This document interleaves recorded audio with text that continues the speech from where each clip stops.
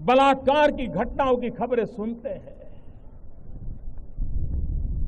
हमारा माथा शर्म से झुक जाता है। जहां एक ओर देश के प्रधानमंत्री का महिलाओं के ऊपर हो रहे अत्याचार से सर झुकता है, वहीं उसी देश के वित्त मंत्री रेप की जघन्य घटना को छोटी घटना बताते हैं। As a part of the red carpet laying for the tourist, our law and order, one small incident of rape in Delhi advertised world over is enough to cost us billions of dollars in terms of lower tourism. Modi सरकार अब तक business class लोगों की सरकार होने का जो आरोप उसके ऊपर लगता आ रहा था, उसको अरुण जेटली का यह बयान पूरी तरह सार्थक सिद्ध कर रहा है, जिसमें वो दिल्ली में टूरिज्म में नुकसान का हवाला दिल्ली की निर्भया कांड को दे रहे हैं। यूं तो उन्होंने अपने बयान में निर्भया कांड का नाम नहीं लिया, लेकिन उनके बयान का संदर्भ सीधे तौर पर निर्भया कांड से जोड़ा जा रहा है। अगर हम अरुण जेटली के तर्क के आधार पर बयान को देखें तो इस सच्चाई से मुंह नहीं फेरा जा सकता कि आए दिन दिल्ली समेत पूरे देश में महिलाओं के साथ हो रहे अत्याचार में इजाफा हो रहा है और केस के साथ साथ उसका कवरेज भी बढ़ रहा है। लेकिन यहाँ दो सवाल उठते हैं। पहला, क्या किसी मंत्री को इस तरह का बयान देने के बाद अपने पद पर बने रहना चाहिए या फिर इस्तीफा दे देना चाहिए? और दूसरा और अहम सवाल, क्या इस तरह के मुद्दों पर राजनीति होनी चाहिए या नहीं? चलिए, अगर मंत्री जी की बात करें तो उन्होंने इस्तीफा न सही अपनी गलती को मान लिया है, लेकिन इस तरह के मुद्दों पर राजनीति उस किसी भी नेता या पार्टी को शोभा नहीं देती जिसका कोई नेता या उसके किसी परिजन पर रेप का आरोप लगा हो या फिर उस पार्टी के सत्ता में रहने के दौरान कोई रेप की घटना सामने आई हो। रेप होता है, उसकी पीड़ा एक जैसी होती है, तो फिर फैसले अलग अलग क्यों? उस पर अलग अलग राजनीति क्यों?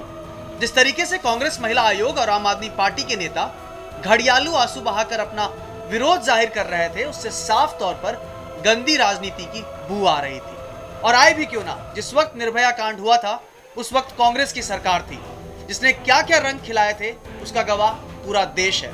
और वहीं दूसरी ओर अगर बात करें आम आदमी पार्टी की, तो दिल्ली की सत्ता में आते ही अरविंद केजरीवाल की कॉन्स्टिट्यूएंसी में एक 55 साल की विदेशी महिला के साथ बलात्कार होता है और अपनी आदत से मजबूर अरविंद केजरीवाल वहां भी केंद्र सरकार को इसका जिम्मेदार ठहराते हुए ये कह गए, हमसे क्या फेस, हम क्या कर सकते हैं, दिल्ली पुलिस तो केंद्र के हाथ में है। दिल्ली पुलिस में अकाउंटेबिलिटी सेट नहीं की गई, अगर जवाबदेही तैयार नहीं की गई, तो फिर दिल्ली में क्राइम कम नहीं होगा, दिल्ली के अंदर रेप कम नहीं होंगे। और जब विदेशी महिलाओं के साथ बदसलूकी मामले में तत्कालीन कानून मंत्री सोमनाथ भारती के ऊपर आरोप लगने लगे तो उन्हें क्लीन चिट देकर पाक साबित कर दिया। और यही नहीं, आम आदमी पार्टी जब तक यूपी में लोकसभा चुनाव नहीं हुए थे तब तक उन्हें हर महिला की पीड़ा साफ साफ दिखाई देती थी, और जब चुनाव में फेल हुए तो वहां के लोगों को और उनके दर्द को छोड़कर दिल्ली की ओर कूच कर लिया। सवाल यहाँ ये नहीं कि सरकार किसकी है, विपक्ष में कौन है, किसे ज्यादा गम होता है या किसे कम गम होता है। सवाल यहाँ ये उठता है, क्या देश में इस तरह के मुद्दों को लेकर राजनीति करना सही है या गलत? चाहे निर्भया कांड के वक्त बीजेपी के रोल की बात हो या फिर वित्त मंत्री के बयान पर आम आदमी पार्टी और कांग्रेस के रिएक्शन की, हर कोई राजनीतिक फायदा उठाते साफ तौर पर दिख रहा है। क्यों, जब कल देर रात में सौरभ भारद्वाज के विधानसभा क्षेत्र में एक अभिनेत्री के साथ बलात्कार हुआ तब उनकी नींद नहीं खुली। कहां गई महिला कांग्रेस, कहां गए मनीष सिसोदिया, कहां गए आशुतोष? इस तरह की घटना साफ तौर पर दिल्ली पुलिस और केंद्र सरकार के नाकामी का नमूना पेश करने के साथ ही साथ उन मौका परस्त नेताओं की पोल भी खोलता है जिनका मुंह केस पर नहीं उसके कवरेज पर खुलता है।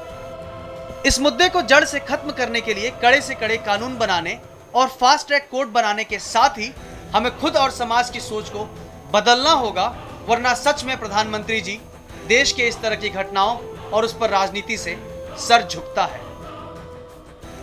रिपोर्ट 24/7 के लिए शशांक विक्रम सिंह की रिपोर्ट।